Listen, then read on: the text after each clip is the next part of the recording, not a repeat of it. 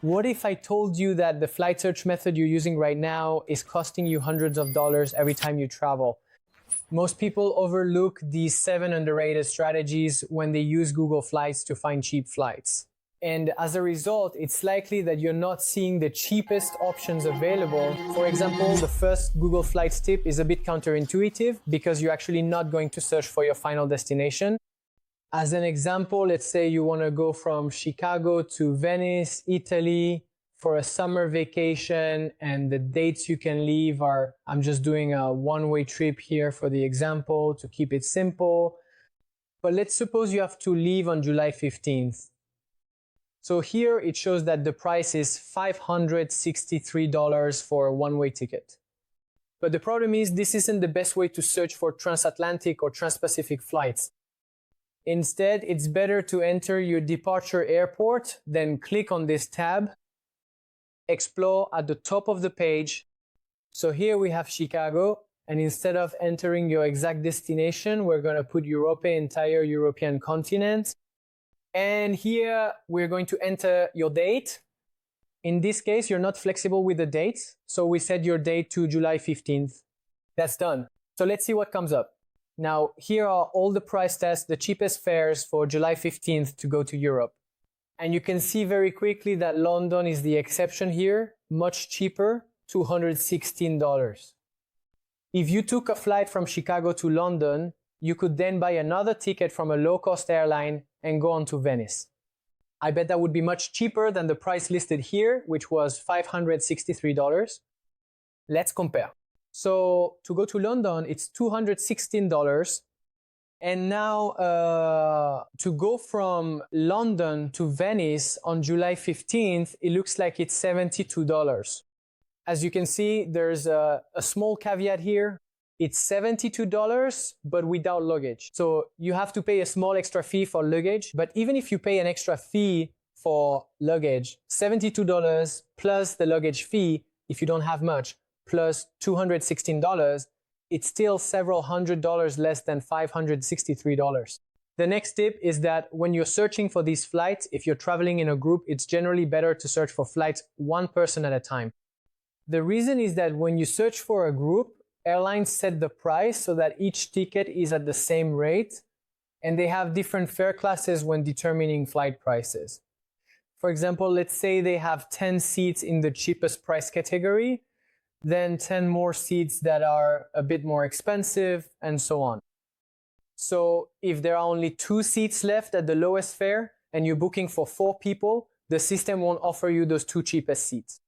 It will book all 4 tickets at the higher price level.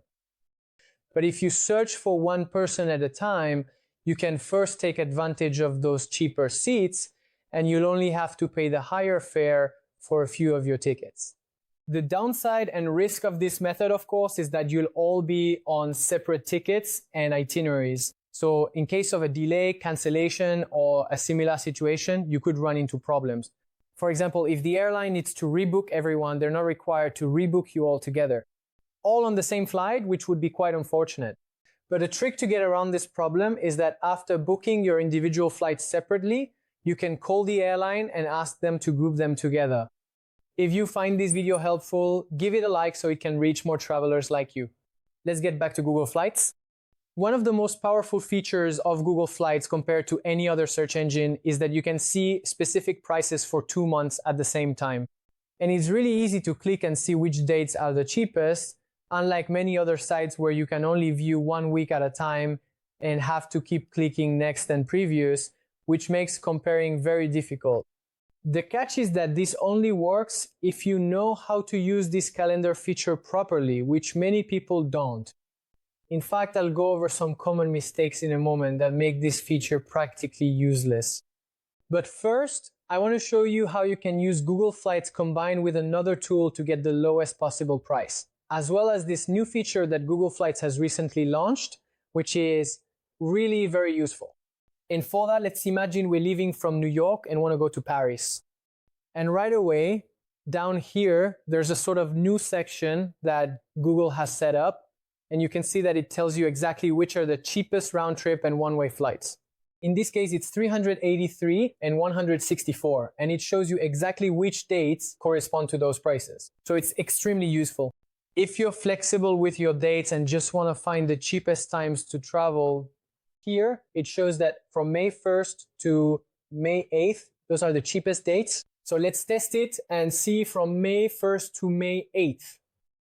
Look, same price. So it's really very useful. And if you don't have flexibility with your flights, you can scroll down a bit further and see that here it gives you historical data on the cheapest and most expensive periods to travel, as well as the usual price ranges for those months. And so you can clearly see that here during the December holidays, it can be much more expensive. And then here it varies a bit depending on the summer holidays. It's a little higher. Right after the summer holidays, it's a bit cheaper. So this allows you to get an idea of the usual prices. So let's just use these dates as an example to see if I can find a better price than the one offered by Google Flights, which is 383. And so if we go to another tool called Momondo, I did exactly the same search from New York to Paris from May 1st to May 8th. And it's loading again. You can see that it found a cheaper price. And the reason it found a cheaper price is because you're booking through this third-party platform, which comes with additional risks. And in this case, it's only a few dollars in savings. So personally, I wouldn't do it. But sometimes, especially when it comes to more expensive tickets, the difference can be quite significant. And in that case, it might be worth the risk.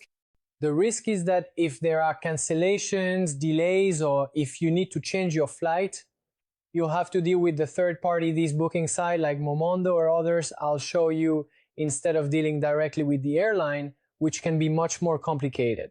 But if you're certain about traveling on those specific dates, you don't need flexibility, you won't have to change anything, and the savings are significant, then it might be worth it.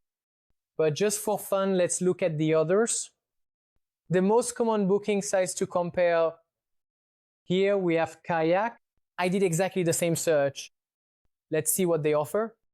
It seems that Kayak is offering me the same price as Momondo, and you have to be careful here because this first result isn't necessarily the cheapest. I know the difference isn't huge here, but you need to be careful not to rely solely on the first result because you can see that it's actually an advertisement. So always make sure to pay attention to these kinds of details. And just for fun, let's also check Skyscanner. I've already searched for the same flight and it's 379. And here you book through Booking.com. With the others, you go through eDreams, and here it's yet another third party, Booking.com. Personally, I've already booked through Booking.com and everything went well, but other people have had bad experiences with third parties. So it's always up to you to decide if you want to take the risk. There's also a scenario where none of these sites will give you the lowest possible prices.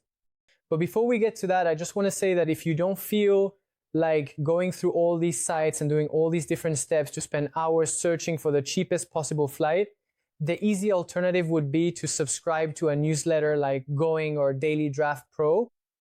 They have experts who scour the internet every day, and they'll find the cheapest flights and airfares. Customize it according to the departure airport you've chosen and the destinations you're interested in. Then they send all of that directly to your inbox. That way, you don't have to do any searching yourself. And they show you exactly how and where to buy the cheapest flights, step by step. Each of these newsletters offers a free version, and I'll put the link below, which will send you a limited number of deals so you can try it out.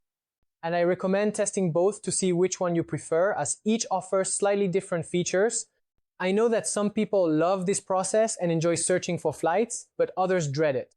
So this solution is for those who feel overwhelmed as soon as they think about buying plane tickets. All right, here are some common mistakes you might make with Google Flights that make finding the cheapest flights for your dates much more difficult. In fact, I made this mistake a few seconds ago to see if anyone would notice.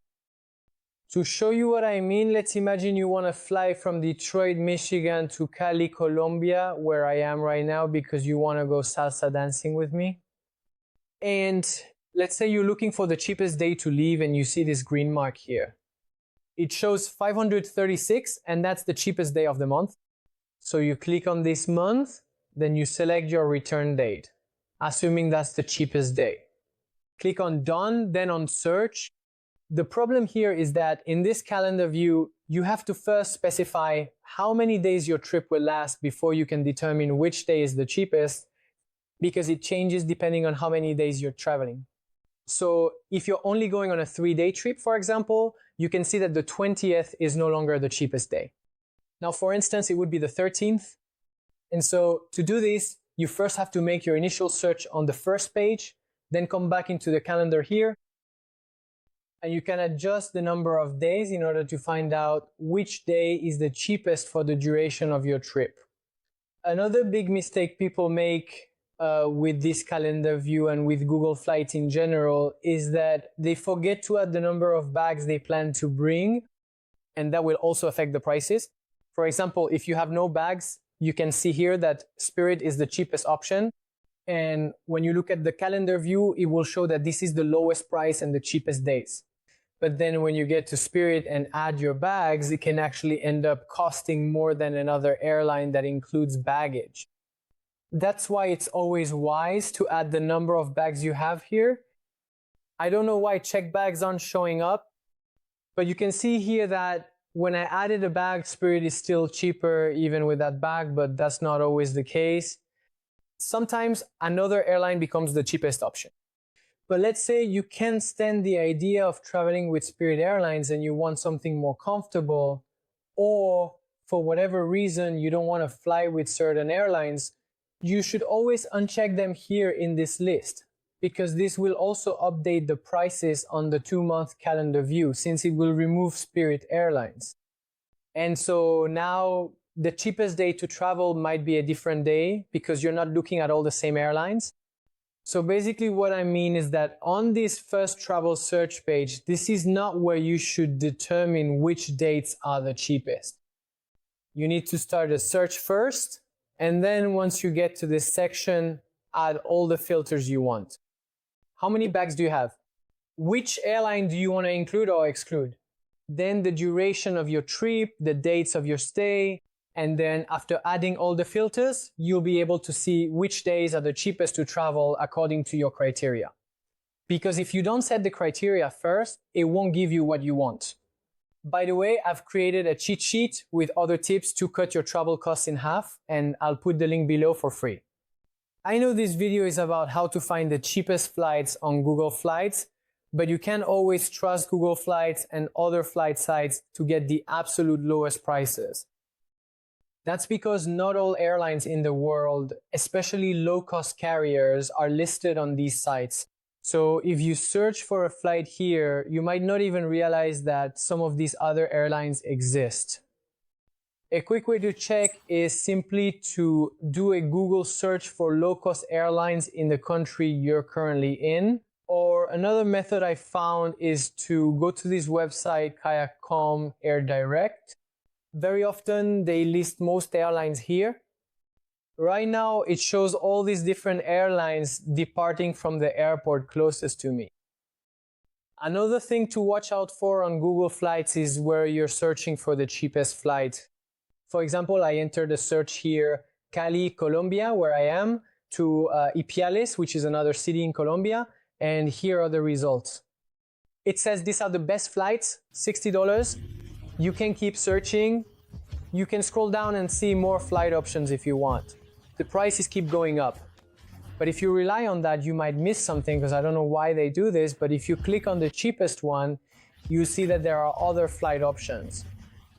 And you might assume that these cheaper options are the ones with really bad layovers or lots of connections, but as you can see here, that's not always the case. Here's a low-cost airline in Colombia, and it's a direct 1-hour flight for $43, whereas the best flights Google was showing you in the other tab were 3 hours and 50 minutes for $60. So before you buy your plane ticket, always make sure to check the cheapest tab first. Sometimes they'll be much worse, but sometimes there will actually be some really good options.